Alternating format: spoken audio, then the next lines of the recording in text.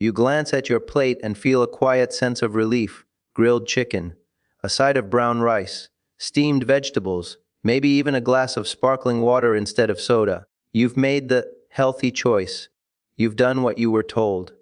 But what if I told you that at this exact moment, something inside your body might be reacting very differently than you think? Not in a dramatic way, not with pain, not with anything obvious, but slowly, silently, your kidneys may be under strain.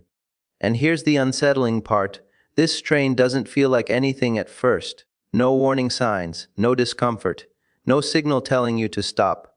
Because the kidneys don't complain early, they compensate, they adapt. They quietly take on more and more pressure until one day, they can't anymore. I've had patients sit across from me, genuinely confused. People who told me, "Doctor, I eat clean. I avoid junk food. I switched to healthier options years ago." And yet, when we look deeper, their kidney function is declining. Not rapidly, not dramatically, but steadily. And the cause? It wasn't fast food, it wasn't soda, it wasn't obvious at all. It was the healthy foods they trusted every single day. Now, here's where it becomes even more concerning. Some of these foods are marketed specifically to people trying to improve their health after 50 or 60.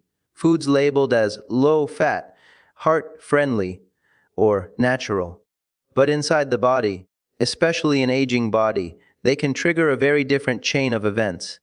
Tiny filters inside your kidneys, called nephrons, begin to work harder than they should. Blood pressure inside these filters subtly rises. Waste products accumulate in ways they weren't meant to. And over time, that quiet stress adds up. The real problem is not what happens in a single meal. It's what happens when these choices are repeated, day after day, year after year, without ever realizing the impact. And right now, you might be doing everything right, while your kidneys are slowly paying the price. So before we go any further, I want you to keep one question in mind. What if the foods you trust the most are the very ones quietly working against you? Now, let's take a closer look at why this matters so much, especially after the age of 60. Because your body at 60 is not the same as it was at 30. And that's not a bad thing, it's simply reality.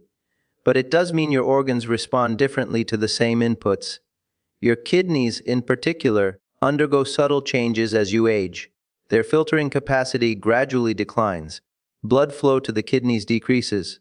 The tiny filtering units become less efficient and more vulnerable to stress. Think of it like a water filtration system that's been running for decades. It still works, but it doesn't handle overload the same way it once did. And here's where things become very interesting. Many of the foods considered healthy are actually designed with younger, more resilient bodies in mind. Higher protein diets, for example, are often recommended for muscle maintenance. And yes, protein is important, especially as we age. But what happens next inside the body is something most people never hear about. When you consume protein, your kidneys must process the waste products that come from breaking it down.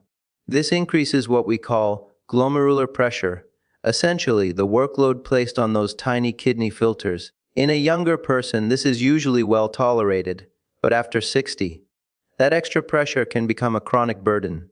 Now imagine this happening not occasionally, but at every meal. Protein shakes in the morning, lean meats at lunch, another serving at dinner.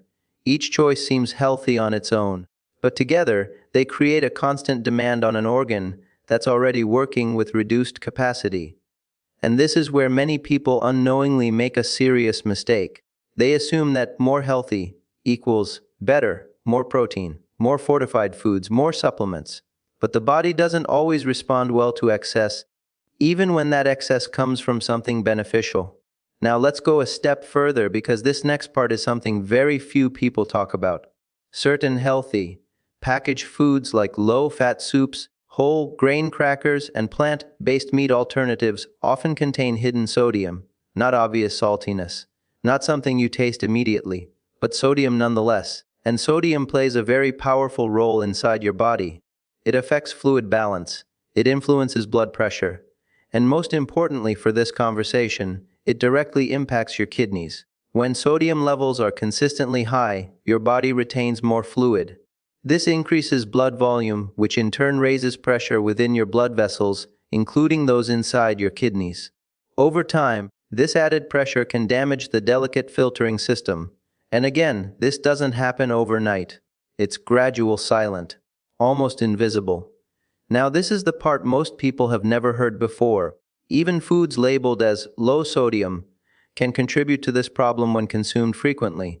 Because it's not just about one product, it's about the total daily load. And many people, especially those trying to eat clean, end up consuming more packaged health foods than they realize. Protein bars, low-fat dressings, pre-made meals marketed as heart healthy. Each one seems harmless, but together they create a cumulative effect. Now let's talk about something even more surprising: oxalates. This is a term most people have never heard, but it plays a significant role in kidney health. Oxalates are natural compounds found in certain foods like spinach, almonds, sweet potatoes, and even dark chocolate, all of which are considered healthy. But here's the catch. In high amounts, oxalates can bind with calcium in the body and form crystals. And where do these crystals often end up? In the kidneys. Over time, they can contribute to the formation of kidney stones or even microscopic damage that affects kidney function. Now, this doesn't mean you should avoid these foods entirely, but what happens next is where balance becomes critical. Many people, in an effort to eat healthier, begin consuming these foods daily and in larger portions. A spinach smoothie every morning, almond snacks throughout the day, sweet potatoes as a staple individually, these are excellent choices. But combined and consumed excessively, they can create an environment that your kidneys struggle to manage. And this is where awareness becomes incredibly powerful. Because the goal is not to eliminate healthy foods, it's to understand how your body interacts with them, especially at this stage of life. Now, let's shift into something that can truly change the way you approach your daily routine. Hydration. Most people believe they're drinking enough water. But here's the subtle issue. As we age, our sense of thirst becomes less reliable. You may not feel thirsty, even when your body needs fluids, and your kidneys depend on proper hydration to flush out waste effectively. Without enough water, waste products become more concentrated. This increases the risk of buildup, strain, and even stone formation. But here's where it gets even more nuanced. Overhydration isn't the answer either. It's about consistency. Steady intake throughout the day, not large amounts all at once, and paying attention to simple signals like urine color, energy levels, and even mild fatigue. Because your body often whispers before it ever shouts. Now, as we begin to bring all of this together, I want you to see something clearly. This is not about fear, it's about precision.